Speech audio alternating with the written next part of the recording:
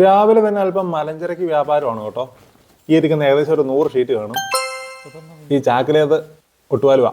പപ്പായും മമ്മിയും കഷ്ടപ്പെട്ടുണ്ടാക്കിയ ഈ റബ്ബർ ഷീറ്റും ഒട്ടുപാലും കൊണ്ട് കൊടുത്ത് അവരൊരു സിനിമക്ക് കൊണ്ടുവന്ന് ഞാൻ പറഞ്ഞിട്ടുണ്ട്. നോക്കൂ, കഴുകിയതും കഴുകാത്തതുമായി ഉണങ്ങിയെടുത്തേന്ന് കൊക്കോക്ക. ഈ കൊക്കോ നട്ടത് ഞാനാട്ടോ, അത് വേറെ കാര്യം.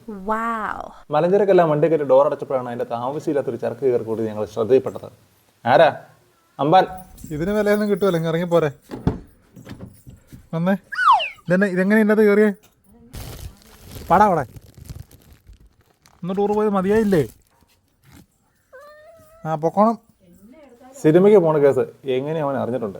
ചിരിച്ചു നിന്ന പാർക്കുട്ടിയും തല്ലുകൊടുന്ന അമ്മമാരെ പറ്റിച്ച് ഞങ്ങൾ സിനിമയ്ക്ക് പോയി കേട്ടോ. തൊടുപുഴ ആശീർവാദിലാണ്. ടിക്കറ്റ് എടുത്ത് ഏറ്റവും മുകളിലെ കാല് വെക്കാവുന്ന റിക്ലൈനർ ചെയറിലാണ്. അവിടെ ഇരുന്ന് പപ്പായ്ക്ക് ആകെ സംശയം, നമ്മളായിട്ട് സിനിമയ്ക്ക് കൊണ്ടുപോകണ്ടാണോ, ഈ സീറ്റൊന്നും എടുക്കാൻ വഴിയില്ലവൻ. നമ്മളോട് ആരെങ്കിലും എഴുന്നേറ്റ് പോകാൻ പറയുമോ എന്ന് ചോദിച്ചു. അപ്പൊ ഈ സാധനത്തിന് തുച്ചെങ്ങനെയാണെന്നുള്ള മമ്മിക്ക് വലിയ പിടിയില്ലായിരുന്നു. സ്വിമ്മിംഗ് പൂളിന്റെ സൈഡിൽ കിടക്കുന്ന കസേര പോലെ ആക്കി വെച്ചു കേട്ടോ.